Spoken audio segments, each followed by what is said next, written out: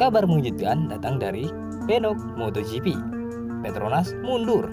Apakah Pertamina akan suplai BBM Moto2 dan Moto3? Penggemar Rossi tak akan bubar. Honda berubah, kini tidak egois lagi. Ini dia berita selengkapnya.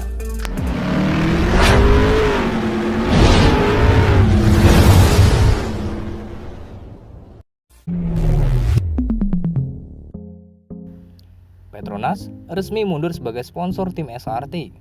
Lalu, siapa vendor yang suplai bahan bakar untuk kelas Moto2 dan Moto3? Mungkinkah Pertamina? Ya, perusahaan minyak asal Malaysia, Petronas, telah resmi mundur dari MotoGP 2022. Petronas telah menjadi sponsor utama kelas MotoGP, Moto2, dan Moto3 tim SRT sejak 2019, yakni tepat saat mereka menjalani debut di MotoGP. Kerjasama ini pun sangat sukses. Dalam 3 tahun, Petronas Yamaha SRT sukses mengumpulkan 15 podium dan 6 kemenangan lewat Fabio Quartararo dan Franco Morbidelli. Bahkan, di 2020, Morbidelli menjadi runner-up klasemen MotoGP. Namun, saat ini Petronas resmi menarik diri di kelas MotoGP nih sob. Lalu bagaimana dengan penyuplai bahan bakar untuk kelas Moto2 dan Moto3? Seperti kita ketahui, bahan bakar Moto3 dan Moto2 hanya menggunakan satu vendor. Dan mulai 2020, Petronas menjadi satu-satunya vendor yang menyuplai bahan bakar di kelas Moto2 dan Moto3. Apakah Pertamina akan gantikan Petronas sebagai penyuplai bahan bakar di Moto2 dan Moto3? Ya, ternyata belum bisa sob. Dorna Sport secara resmi mengumumkan Petronas menjadi pemasok bahan bakar untuk kelas Moto2 dan Moto3 mulai 2020 kemarin nih. Nah, kerjasama dengan raksasa minyak dan gas asal Malaysia ini akan berjalan selama 3 tahun. Dalam hal ini akan berakhir di tahun 2022 sob. Kami bangga hadir sebagai pemasok bahan bakar resmi Moto2 dan Moto3. Kemitraan ini merupakan perpanjangan dari kolaborasi sukses kami dengan tim balap Petronas Sepang MotoGP, kata Tan Sri Wan Julkifli, Presiden dan Grup CEO Petronas dalam keterangan resminya. Tan Sri menambahkan, sebagai mitra energi dan solusi yang progresif, Petronas akan terus mendorong inovasi teknologi di bidang bahan bakar dan pelumas. Ia juga berkomitmen untuk terus menghadirkan produk-produk inovatif dengan keunggulan yang kompetitif. Nah, jadi jelas ya, hingga 2022 Petronas akan tetap menjadi penyuplai bahan bakar. Meskipun dia tidak menyponsori lagi tim SRT, Petronas akan tetap menyuplai bahan bakar hingga akhir musim 2022 sesuai dengan kontrak yang telah disepakati oleh Dorna Sport. Jadi, untuk Pertamina harus sedikit bersabar ya. Siapa tahu, tahun 2023 Pertamina akan gantikan Petronas sebagai penyuplai bahan bakar tunggal di kelas Moto2 dan Moto3. Meski agak berat, namun tidak ada yang mustahil ya sob. Kita doakan saja. Rider mega bintang berkebangsaan Italia Valentino Rossi sedang menjalani musim terakhirnya di MotoGP sebagai pembalap. Tahun depan ia tidak akan turun lagi bertarung di lintasan, gantung helm dan mulai fokus memimpin timnya yaitu VR46. Rossi adalah sosok kunci di balapan motor, magnet utama yang mampu menarik penggemar, bahkan melampaui MotoGP di kala itu. Pertanyaannya, jika Rossi sudah pensiun, bagaimana nasib para penggemarnya?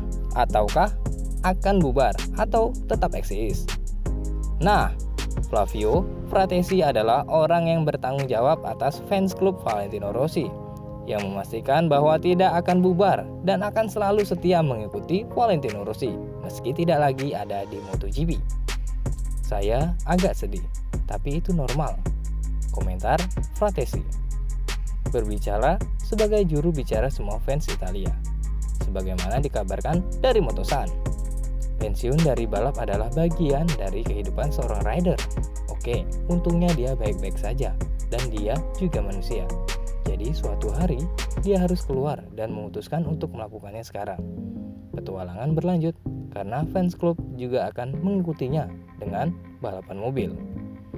Jelas bahwa dia tidak akan bisa bersinar di level yang sama seperti balap motor, tapi kami akan mengikutinya di ajang mobil, apapun yang dia putuskan untuk balapan, tegasnya. Wah, ini contoh fans klub yang bukan abal-abal ya. Congrats untuk seluruh fans Valentino Rossi dimanapun berada.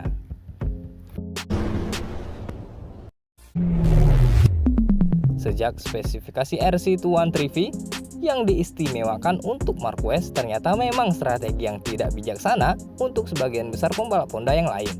Mereka kesulitan, dan HRC kini telah mengubah strateginya. Karena semua pembalap Honda selain Marc Marquez telah putus asa dengan motor Honda RC213V dalam beberapa tahun terakhir. Kini setiap pembalap HRC dapat mendesain motornya secara individual, kata bos tim LCR Lucio Cecinello. Dia berujar, para insinyur Honda sekarang mengizinkan setiap pembalap MotoGP kami untuk menyesuaikan motor mereka untuk memenuhi kebutuhan mereka. Ungkapnya, ya, Honda memang kesulitan dan ragu untuk berharap dari keajaiban Marquez saja. Sejauh ini belum ada indikasi bahwa Marc Marquez akan kembali menjadi juara dunia di seri 2022 ini. Ya, sekarang nampaknya Honda tidak akan Marquez-sentris lagi ya. Lucio juga melanjutkan, menyesuaikan adalah hal yang sangat penting. Itu sebabnya pembalap Honda terkadang melihat bodi aero yang berbeda di antara 4 pembalap di akhir pekan yang sama. Itu dimulai dari tahun 2021. Tapi ini baru langkah 1 atau langkah 2. Beberapa pembalap terkadang menggunakan spoiler roda belakang, sementara yang lain tidak. Ada juga preferensi yang berbeda untuk sasis. Honda memungkinkan pembalapnya untuk menyesuaikan motornya sendiri. Tutup Lucio. Nah, terlihat jelas ya, pada awal 2019, juara dunia 5 kali Jorge Lorenzo menunjukkan dengan sangat jelas betapa sulitnya mengendalikan motor RC213V, dan saat ini Pol Espargaro tidak akan berbeda dengan yang dialami oleh Jorge Lorenzo. Dia pole position di Inggris, namun tidak dapat menyembunyikan hal itu. Dia hanya mencetak 52 poin dalam 12 balapan dan berada di urutan ke-14 di kejuaraan dunia. Sementara dengan motor KTM RC16, Espargaro berada di urutan ke-5 di kejuaraan dunia tahun lalu. Setelah 5 kali podium dan berada 4 poin di belakang Alex Rins yang berada di urutan ke-3 di kejuaraan dunia. Nah, bos teknis Honda yaitu Takeo Yokoyama tidak menyembunyikan dan berasumsi bahwa Honda memiliki masalah dan menyebutkan penyebab utamanya. Saya masih berpikir bahwa masalah terbesar kami adalah memaksimalkan ban belakang yang diperkenalkan Michelin tahun lalu. Marc tidak berpartisipasi dalam balapan apapun tahun lalu, dan terutama dengan ban belakang Michelin. Dia kurang pengalaman dan balapan. Ya, semoga saja dengan seperti ini Honda lebih friendly ya untuk pembalap-pembalap yang lain. Jadi bisa kompetitif bersama-sama. Oke, terima kasih. Keep sporty, stay healthy. Don't forget to like, comment, and subscribe ya.